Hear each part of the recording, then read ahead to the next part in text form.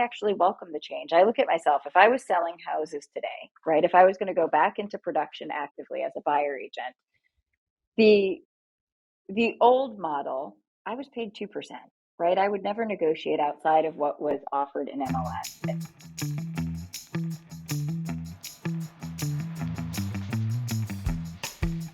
If you are in the real estate industry in any form and you are not getting updated on all of the economic changes, industry changes, and all the information on housing, whether you are a real estate agent, a real estate attorney, inspector, a lender, you are doing yourself and your clients a disservice by not getting that information, and you are in the right place here on Knowledge Brokers Podcast.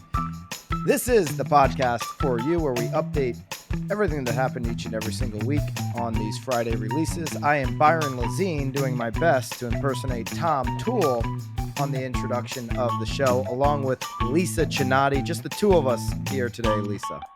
It is. That was a funky introduction. It was a little like Tom has his way of doing it, and Tom does it every week, so I can't duplicate what Tom does.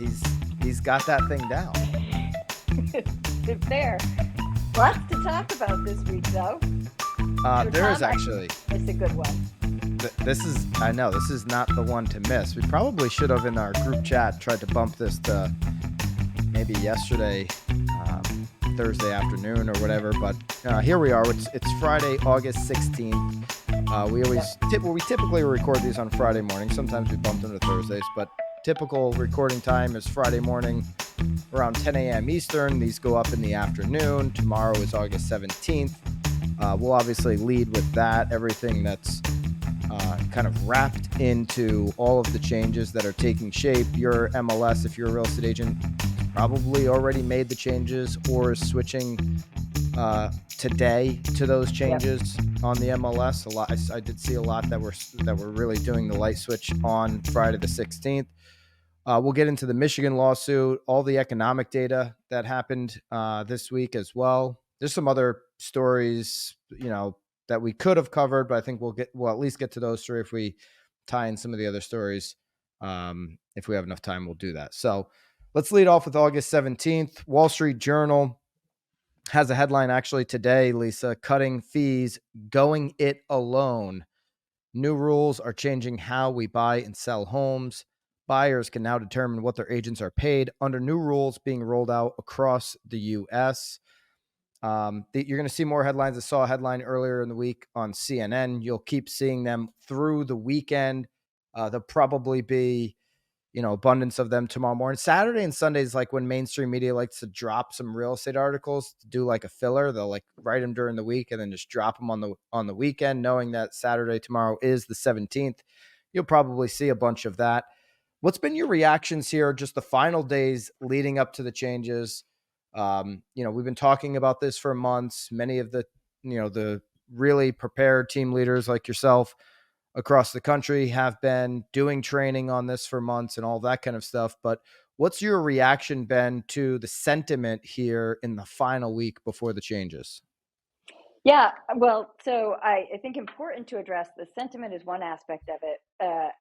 What I want to open up by saying is it was fascinating because I walked into the office this morning at 7:30 and some of my staff was already here and they were talking about how this was the news that was all over morning news, is that tomorrow was August 17th. So it's fascinating because it was one of the first things that they all said. I don't know if it was Good Morning America or the Today Show or whatever it was, but also on our local news, apparently it was being discussed that August 17th is tomorrow. So that was a really interesting conversation to have, which I think is going to, for consumers, right? Just like you said, news tends to drop on weekends, but I think it's going to be front and center for consumers starting today as we roll into the weekend. So super important on that front. If you're a consumer and you're absorbing the cutting fees, going it alone, right. New rules changing how we buy and sell real estate, in the third or fourth paragraph in the Wall Street Journal article, the typical home seller paid 2.55% of the home sale price to the agent representing their buyer in the 4 weeks ending July 14th. This is a report that Redfin came out with recently. That's down from 2.62% in January. So Redfin is portraying, hey, the numbers on the buy side are already coming down.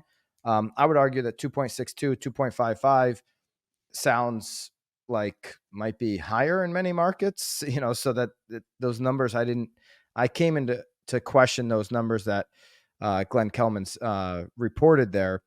But he says that agents are calling one another to find out what the seller is willing to pay. The answer is usually the amount is negotiable. Our belief is that there will be some pressure on commissions. And so consumers are reading this and saying, oh, I always thought, how Michael Ketchmark says, it's always been 3 and 3, which couldn't be further from the truth. I mean, here's the data that just over the summer, the averages, according to Redfin, were 2.62 down to 2.55. I don't know, what's going to go through a consumer's mind when they read this?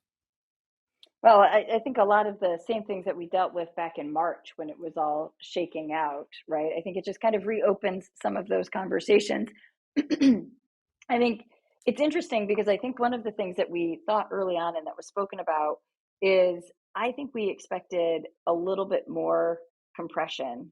The number for a consumer to look at, I could pull up the article, but we were talking about less than like 0.5% of compression so far, right? So in some ways, I think that that's an interesting data point because it shrank by 0.1%. Is that I don't have the exact numbers open in front of me. I have the article here.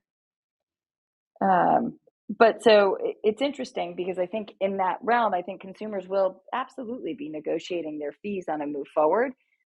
It'll be interesting to watch where those fees shake out. And there's a bunch of articles, and you and I have talked about it with Tom and everybody else. There will be a whole bunch of different pricing models that shake out, right? Fees for service. I think it's going to differ based upon price point.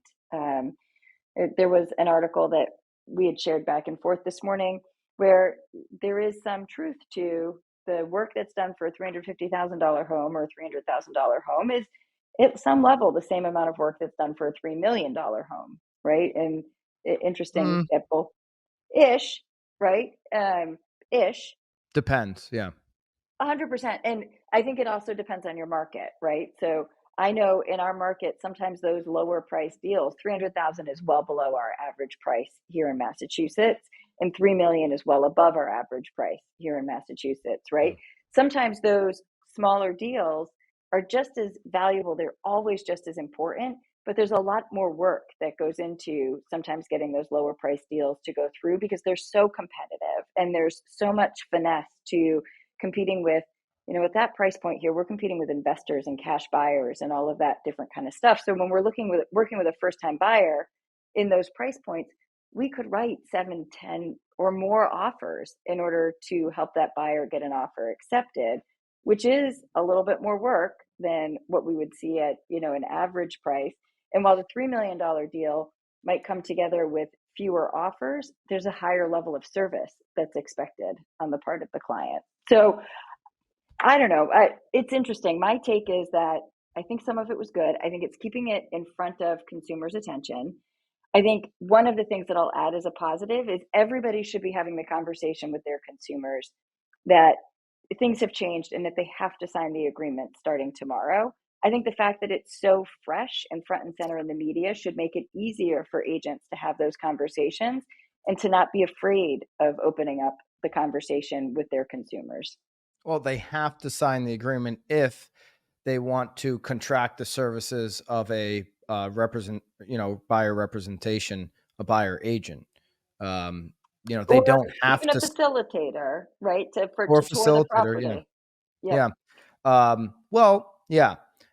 They don't have to sign that form if they can get into the house another way, is my point. Correct. So, yes. If an open house. Yeah. These rules are not laws for consumers. Correct.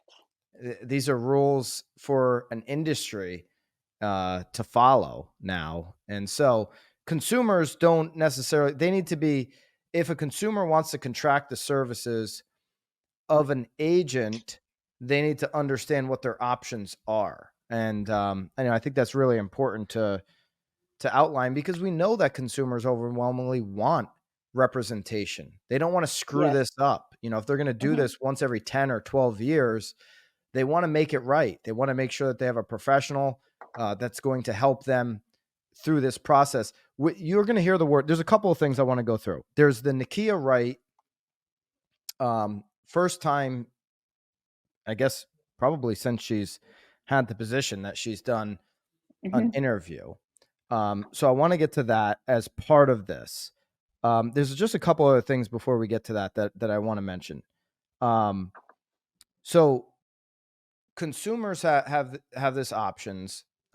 You're seeing this implemented in a variety of different ways. Okay, we obviously talked about the EXP, and now Real is on the same page, where they are both saying broker to broker compensation will go away.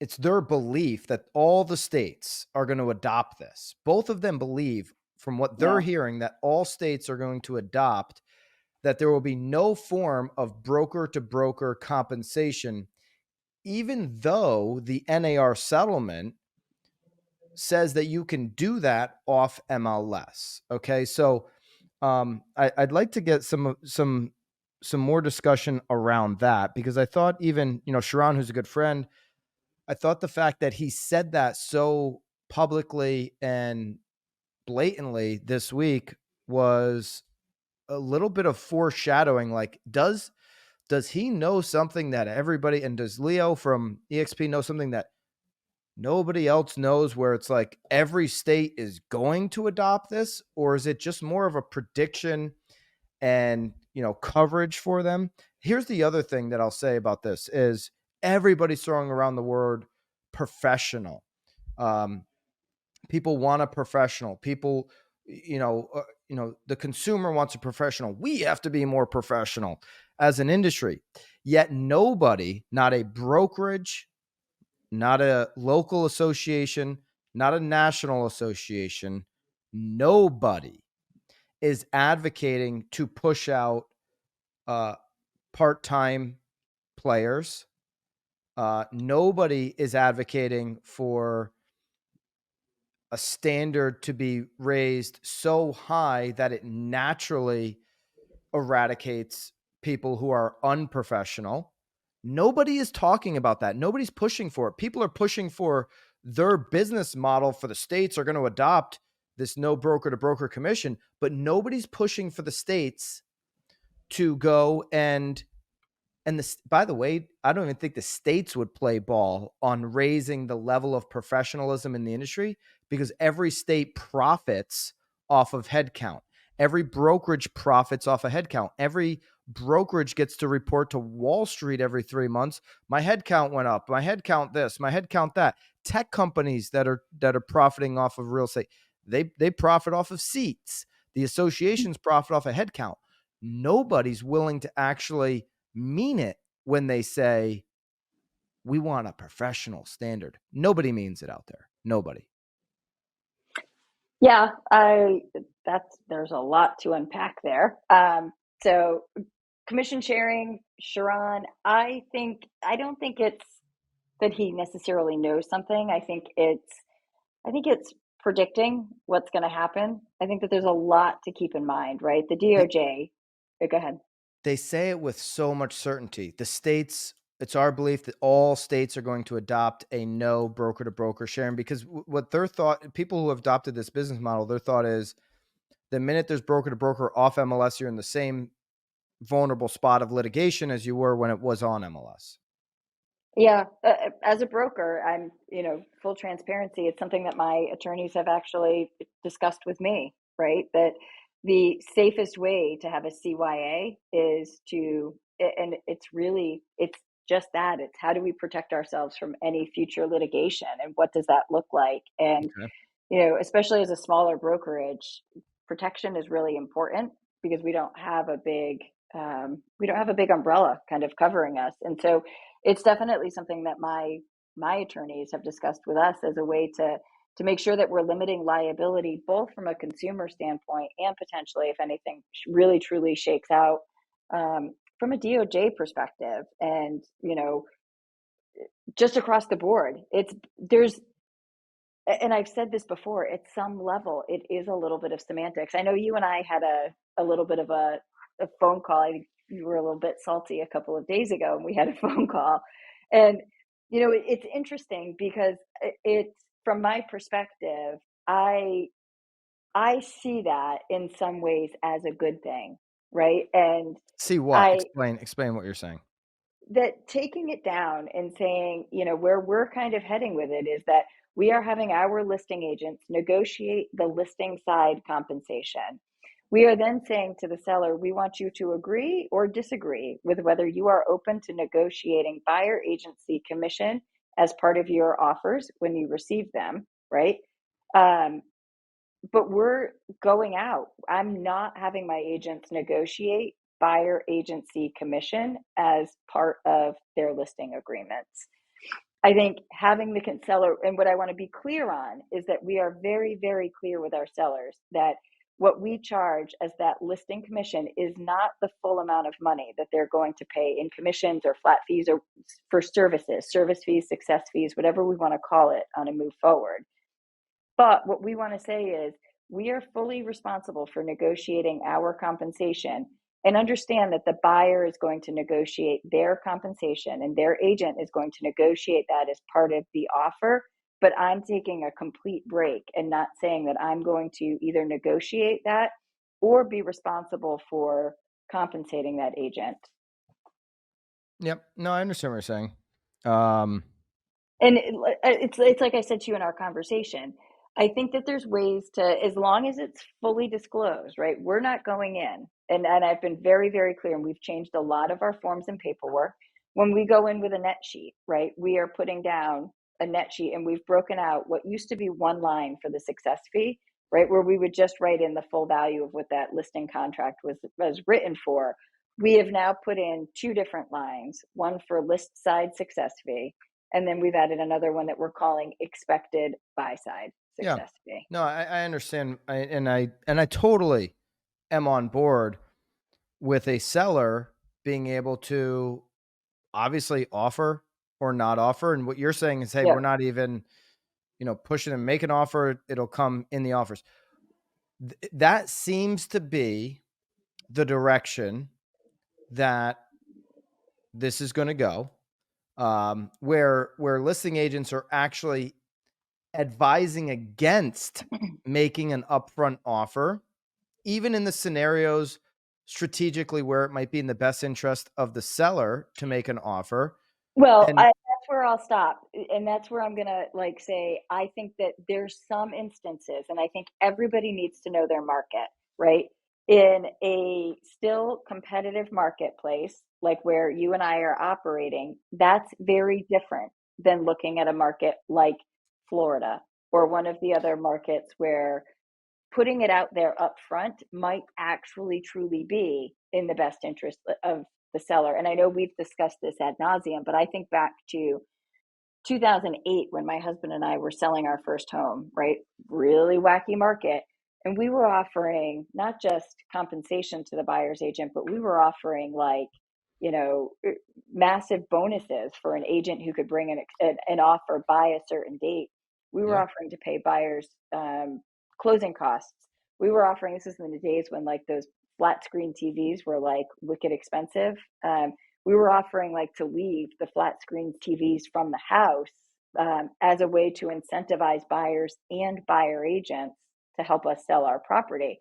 And so I think that it's super important that agents be able to suss out the difference and figure out a balancing act, because there will be times when a seller does need to make those offers in order to entice buyers and, for better or for worse, buyer agents to get to the point where they make those offers, or in the case of a buyer that just can't afford it to pay out of pocket and wouldn't look at a home that doesn't have compensation offered outright. yeah. So to your point, Florida market right now is flipped to a buyer's market. Most parts of Florida. Yep. It'll make sense to offer that up front. And I just firmly believe if it's not being offered out front, when you have a seller's market, two things are going to happen. There's going to be CFA is going to come out of this thing looking like they were the wizard of the market. There will be a significant drop on buy side commissions in sellers markets. I know you disagree with that a little bit, I think maybe. there will be a drop. I don't think it will be significant for the professional agents. And Yep. so I think if you look at across the board, I think yes, right? But what I want to be very clear on is that I believe that there is a difference between what you deem professional agents and those part-time agents, Okay. right? I'm on board with that. I'm on board with that. Um, Okay. and so yeah, I'm definitely on board with that. Sellers market though, here's what I would say. Part two of this that'll happen in sellers markets is on the median priced homes and even below median priced homes, starter homes, first time buyer homes. There's going to be a lot of um, first time home buyers who are unfortunately um, going to, I mean, and this happens in every, seller's market where they come up on the losing end of these negotiations. And it'll be even harder for them to win. Now, Kamala Harris just came out with a plan to do 3 million affordable units. She'll have to get Congress approval to create a tax credit, something I've been a proponent of, creating a tax credit for builders to create, 3 million units. Obviously we're in an election cycle, whether Congress would ever approve that, whether or not she's serious about it. She's had 3.5 years to put a plan like that together, hasn't done it. All those are obvious fair questions. But there's that, her even proposing that, Vice President Harris proposing that, is just highlighting the fact of how hard it is for first time home buyers to go out there and find a house, find inventory that's affordable, but then win. And when you're in one of those sellers markets where there's 10, 15, 20 offers, it's hard enough to win, in a just scenario where we were, in 2020, 2021. But now with this, it's going to be near impossible, I think. I wouldn't say impossible. I think that there will be challenges. I don't think it will be impossible. What I'm also going to toss out, and this is again where I'm going to go do the difference between professional agents and the not professional agents, is I think that, and I've said this over and over and over, as agents, we need to reimagine what does buyer agency look like and what are the duties and the responsibilities and the services that we can provide to buyers. And I've said I think that this is one of the negatives that will come out of this is I think that there's going to be a lot more off-market sales. And I think for those Yeah. agents, and I think that there will be agents who specialize in working with those first-time buyers. And I think one of the things that's going to come out of this, Byron, is that there's going to be a lot more working of off-market stuff, hunting, agents actually getting back to what we like when you and Yes. I got started into the business, like how much did we do for prospecting? Like, just think about like what got lost over the past, particularly like, I don't know, 5, 6 years, right? Where like even 2019, things were like we were still, I remember like I get Facebook memories that pop up every once in a while. And 2019 post, it's the biggest sellers market we've ever seen. Well, that was a lie because, well, it was true at that point. But like, like I had one post that was like, we're never going to see a market that's this seller friendly again. That was a lie, right? Because then we had Yeah. like 2020, 2021. And but what I think is going to happen is that there's going to be these agents, the professional ones, not the part-time ones, who come into it and they're like, part of my job is to help you find a home off market. And Yes. for that service, I am going to be paid a little bit more money. And whether it's like prospecting to find those or whether it's really networking and building killer relationships within your local marketplace with the other agents, like those things are, let's be real, they're going to happen, And they're right? very valuable too. Right.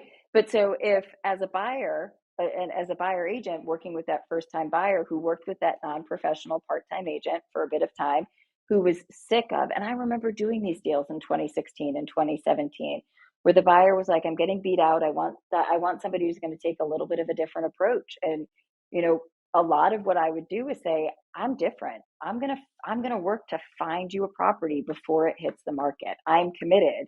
I will call, I will mail, I will door knock, I will mine my database to find those opportunities and put those deals together. I made a lot of money doing that back in the day. I think that's coming back. Yeah. And I think a buyer will pay for it. It's interesting that we're probably going to be entering a buyer's market. There was a report earlier this week that we're now in a neutral market. I always Yep. usually wait for 6 months of inventory across the country. There's parts of the country that aren't near that. They're still going to be in a seller's market, Northeast being one of those, obviously. But if we're getting closer to a neutral market where buyers or sellers, neither of them have the advantage, and there's some markets that are already in a buyer's market, it'll be interesting if the next couple of years, you know, if the rate gets low enough, we won't be in a buyer's market, but it'll be interesting if there's periods of times we're in a buyer's market. And if you take a sample out of the buyer's market, if obviously commissions actually go up, because it looks like listing commission side is going to go up. So as much as, you know, homeowners in Missouri thought they were screwed, all signs point towards listing commission going up, not down, because listing agents understand that if they're working unrepresented buyer deals, it's harder and all that kind of stuff for them to, you know, handle both sides of the essentially when you're working with an unrepresented buyer, you're handling both sides of the transaction. I don't care what anybody says. And so if we're in a buyer's market, the buyer commissions are going to get negotiated in. Consumers might end up paying more on commissions. And it'll be interesting to see if you get a 6-month buyer's market, if you take a sample from that, do commissions actually go up or go down in this level of, you know, in this world, this new world that we're entering? Yeah, well, to bring it back full circle, at the very end of that Wall Street Journal article that we were looking at and that you mentioned earlier in the podcast, it ends up talking about it. In some cases, agents are pushing back when consumers try to negotiate. Joseph Lewis wanted to pay a lower commission on a home he is selling in Port Orange, Florida. I called the broker up and she politely told me that they wouldn't list my house. They wouldn't enter into an agreement if it wasn't 6%, he said. Lewis looked into other brokerages that offered lower fees, but didn't feel they would do as good of a job as the brokerage he wanted to work with. So he agreed to pay the 6%. And I think that part right there is super important. Yeah. And being able to articulate what you're going to do and why you're worth it. I had an agent say, well, somebody's asking me to do this lower commission. I mean, things are negotiable now. I have to do it, right? No. Negotiation 101, you don't have to do anything. Nope. You know, Yeah. you can say, hey, it's totally fine for any brokerage out there, any team, any agent to say, this is where I'm at. Okay. Now we can negotiate if I'm going to take some of the things that I do away, and maybe I'm going to move my number there, or maybe you're just the agent that says, this is where I'm at. Everything's fully negotiable. Your ability to negotiate is to walk away and go find somebody else to do it or do it yourself. Yep. But a negotiation sometimes doesn't mean you move. You have a discussion about it. You articulate what your services are. And sometimes you just don't move. Sometimes you do move. Sometimes you make an adjustment. And, Yeah. you I know, was talking with a friend last night who called me and he was asking for some advice as he's looking to buy a property outside of my market. And we were chatting about agents and he asked about all of this shaking out. And it was interesting because my last kind of comment on it and the negotiation aspect of it is I said, I actually welcome the change. I look at myself, if I was selling houses today, right? If I was going to go back into production actively as a buyer agent, the old model, I was paid 2%, right? I would never negotiate outside of what was offered in MLS. And yeah, you so just take what with you got. I would take what I got and I was fine with it, of course, right? But that old system meant that I was worth the same as an agent who was only doing this part-time, who was brand new to the industry, who wasn't trained, who didn't know what they were doing. And I said to him, like, I don't see a world where I work for less than what I'm worth. And I promise you it's not 2% if I was going to enter back into production. And I don't I don't see myself as an agent that would negotiate on that. But and again, I don't know if we talked about this on the pod or if I was talking about it somewhere else. Quality over quantity, right? Like again, the same thing with the number of transactions that an agent completes. I think you can earn the same amount of money or more money by picking quality over quantity and delivering quality over quantity. Yeah. And when I go back to nobody means it when they say the word professional, the ones that do mean it are going to do what you're doing right there, saying, "Hey, this is what I'm worth. This is the service that I'm offering." Like in the Hmm. Wall Street Journal, there's going to be clients that flock to that service. Yep. The unfortunate reality of the other side is there's 2.5 million agents out there, 1.5 million still in NAR. We're going to get to NAR here in just a second, and there's going to be a lot of bad actors that are out there, and maybe not bad actors. Maybe there's a lot of clients that say, "Hey, I want that. I want that service." There's people that eat hot dogs at Costco. I'm sure they taste delicious. It's not where I'm going to go out to eat tonight. And so, uh, you know, there's going to be a service for everybody. Maybe that's one way to look at it. Hey, the professionals are going to separate themselves.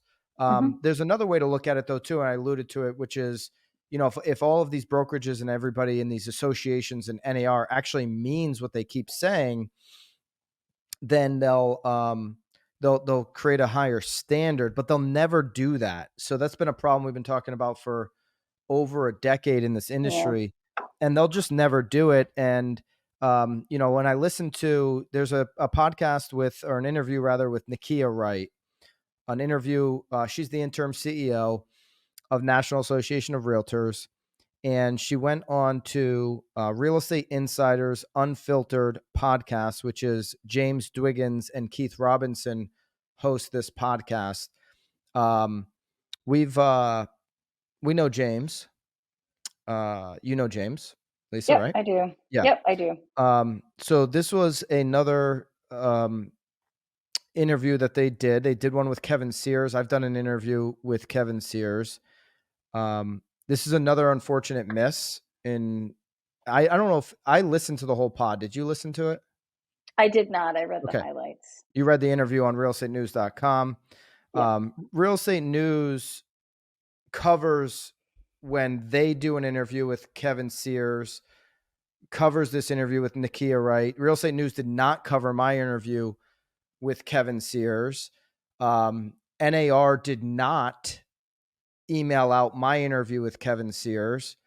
They did email the James Dwiggins one.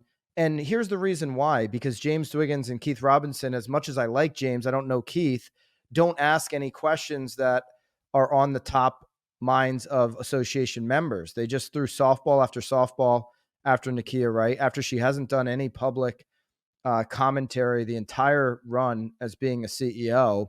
And that's why I think it's a huge miss. I think it's actually, and when you look at the Kevin Sears interview for a half hour, um, they basically, were acting like, kids on a playground, like just goofing around with him for a half hour instead of getting into it. Which is why NAR emailed that interview out. Listen, I don't want to come off sounding, bitter, but it's just so pathetic to me, the mindset of the industry. It's like, well, there's certain things that they can't answer, so I'm not going to ask the question. And here's the headline from Real Estate News. This is not uh, this is not their headline. This is Nykia Wright. This is kind of the biggest thing she said. We need to debate from within. We need to debate from within. Don't ask me hard questions publicly. She never talks to really anybody. This is the first time she's done it. We need to debate within. We can't let everybody know how screwed up our family is when everybody knows it. Every NAR member knows how screwed up this deal is. Everybody that is paying any attention knows that there are multiple $2 billion plus brokerages right now planning, and we're going to get into the Michigan lawsuit on NAR, but there's bigger brokerages than the one in Michigan that are planning an absolute legal assault on NAR. They are going to come at NAR with a fury of lawsuits here in the coming months and coming year. And to pretend like that's not happening, we need to debate within. Let's not make this, public. That is just, and I listened to the interview. Nykia Wright is very intelligent. she's and actually the some of the questions that they asked her about her background and all that stuff, they were interesting responses. The problem was they only went 45 minutes. I've got no problem going into her background. It was actually I did find the interview to be intriguing to listen to. They just didn't get into any important questions. Okay. And so if you're going to go 45 minutes on all the fluff, give me 45 on some of the questions. Okay. Why haven't we cut headcount at NAR? Why are we still spending 50 million on a media budget? These are all questions that Kevin Sears told me the CEO has to answer, and none of them were addressed in that. But specifically on debating from only within, she went on to say, we want to bring everybody back who's feeling like they're left out in the cold. Come back around the fireplace, come back into the to the good old boys club here, good old boys and girls club at NAR. Come back into the circle. We're your savior. What are your thoughts on that messaging? Yeah, so I didn't, like I said, I didn't listen to it. I only read the highlights, so don't have as much background on it as you did. It's interesting because I think one of the things, I know she brought it up in this podcast, and that we've been hearing a lot about, is that the membership hasn't declined like they expected that it would. And the thing that I'm cognizant of that I don't think anybody's talking about is that renewals aren't up until January. So I think that it's a little short-sighted to be saying that it's going to be possible to bring people back to the fireplace, if you will, because I think you have to get through the renewal periods to see what's actually going to shake out and how deep it's going to cut. Yeah. Yeah. I said this at the beginning of the year when we did our over unders. I said, I think NAR is going to be over the number we set just based on people are going to do a wait and see. Some people are worried about, am I covered? Am I not? All those types of, Right. and then renewals, all that's going to shake out over time. Everybody's championing the decoupling of commissions in the settlement. And this is the new way of doing business. And we haven't decoupled anything in this industry. There's still the tying agreement. We're going to get to that with Michigan. Yep. If you really actually want to make a difference, you wouldn't force people into NAR. You wouldn't force people into their local boards to have access to the MLS. The local boards force you into, so decouple the industry and give people actual choice. Leaders aren't going to be able to talk once a year. If that were to be the case, if we have choice and optionality, the leader, you're going to have to lead like a founder. You're going to have to lead on the ground floor if you want somebody to follow you. And if you want to, be able to maintain your stakehold in the industry. Nykia says, we need to be debating from within, bring that frustration in-house so we can get the best organization that we can be. We're confusing consumers. We're confusing plaintiff's attorney. We're confusing the Department of Justice. She's talking about forums like this when she says that, where, we're debating and having conversations around the missteps of NAR. She said this is a very, very critical moment, using our language in as a judicious way as possible is her absolute plea. Because, obviously she's financially motivated and everybody at NAR is financially motivated for everything to run through them. Well, they've screwed enough things up in the past where I don't think it's time to run everything through them, to do everything in-house. There are a million agents that are outside of the NAR bubble for a reason. They want to do everything to make the industry stronger than ever. Make NAR great again. Maybe that's the pitch that she's going with. We'll come out on the other side of this with new business models that have been created. Okay, so I don't find this to be really comforting. As an NAR member, you're not an NAR member. I am forced, and we're going to get into this Michigan lawsuit. I'm forced through a tying agreement to be an NAR member. I I have am never too in New Hampshire. in New Hampshire. Okay, so you are in New Hampshire. I'm sorry. And Connecticut. Yeah, New Hampshire And and Connecticut. Connecticut require me. So I am NAR, and I'm a state board in both New Hampshire and Connecticut, and I have a local board in both New Hampshire and Connecticut. Mass is just where I'm not. Mass is where you have the optionality. I think everybody should Right. have the option to be in or not to be in. and so I don't find this comforting that they're going to handle everything. I've seen no I've seen no questions in this interview about the things that are really important to me. If you're going to be here for consumers, and why are we running ads to basically every local board? So you're a member of a local board in Connecticut, you said. If you go on 95 in Connecticut, the local board, the Connecticut Realtors, has billboards on the highway. For what reason are you spending my money on a billboard? Why? Why, CT Realtors, are you spending money on a billboard? I played on the Real World before the commercial that they had on the local time slot in the Super Bowl. It was really pathetic. The editing, I mean, it was basically like static imagery with bad elevator music. It was a pathetic commercial. That spot costs a lot of money. And so, one thing that should happen is you should get rid of anybody who's being paid a salary to make these dumb decisions at local associations and at the NAR association. They're not marketing geniuses. If you go on NAR's Instagram, Lisa, I mean, I don't know who the marketing genius is putting together these really, really non-personality. Social media is a place for personality.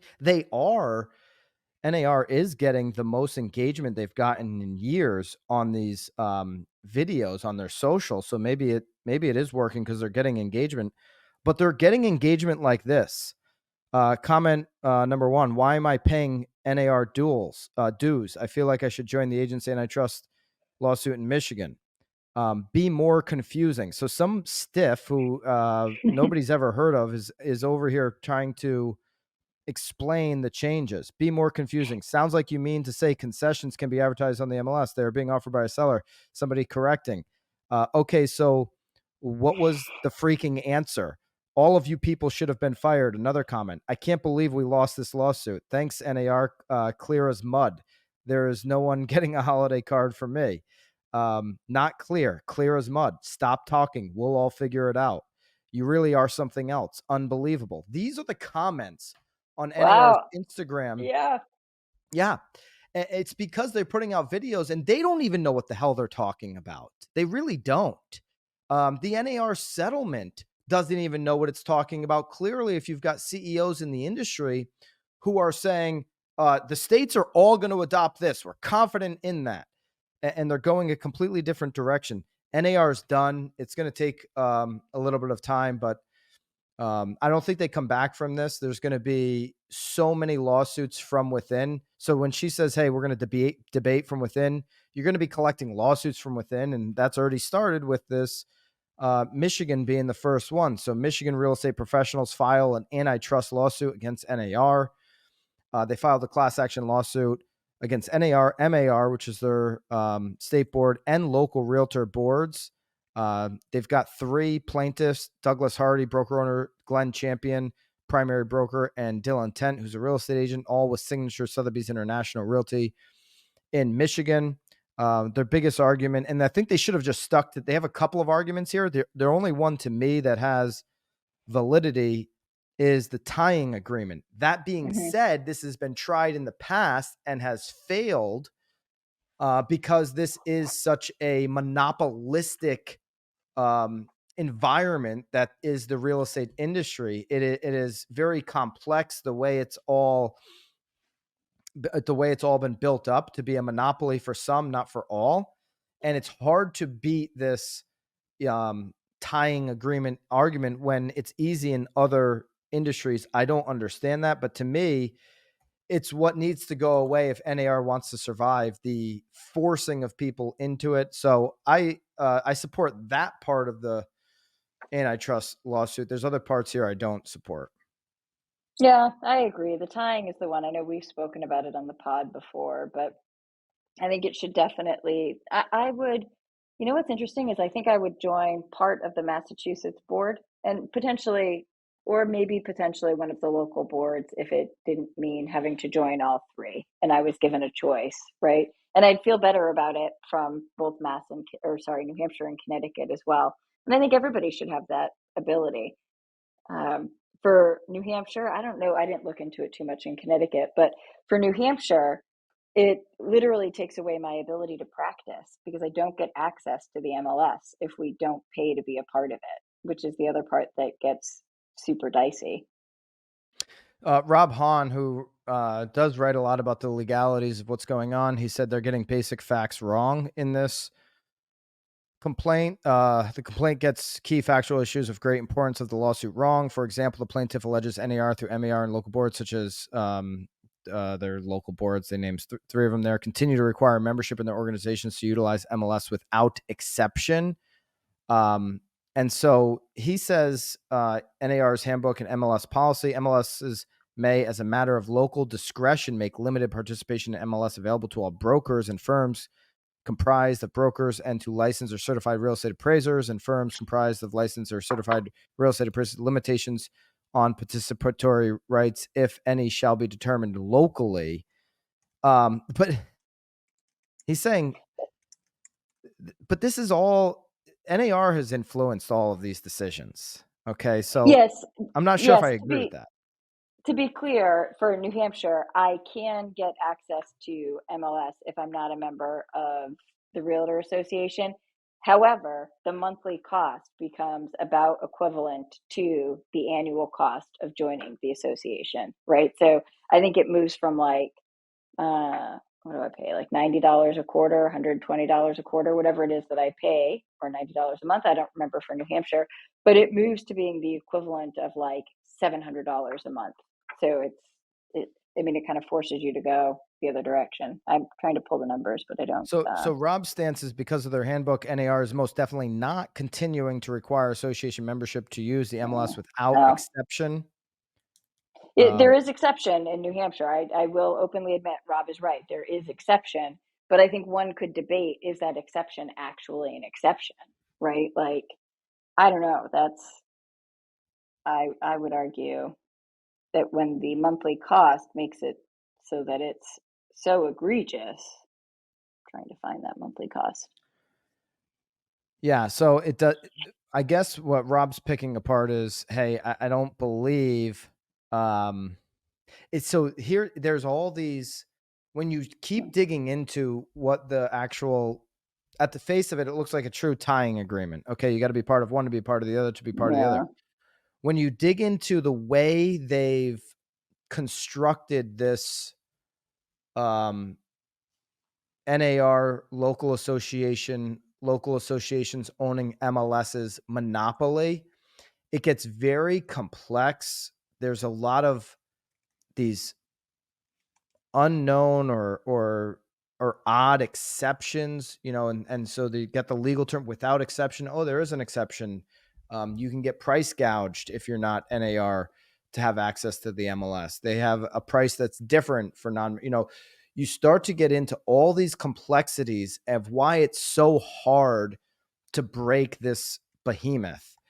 And this is why some of these tying agreement arguments have lost in the past, is because they've constructed it in a way to keep their big racket moving. And that's what they've done over years. Anything else on this won't be the first. This is a class action lawsuit. You're going to see big brokerages go after NAR.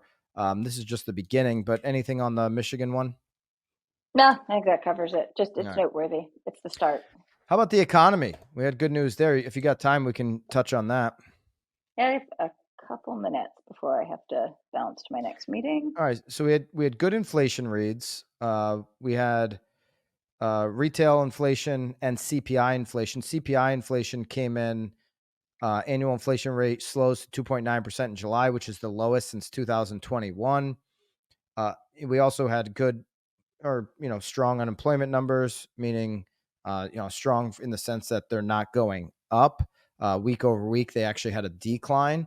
So when you get good economic data like this, you're going to see basically a stable 30-year fix, which is what you've seen, kind of bouncing in that 6.5 range. Still the lowest level we've seen in over 12 months, not the 6.3 range that we saw when we saw more uncertainty, when we had or unemployment going up, and we saw some uncertainty in the Middle East and those types of things.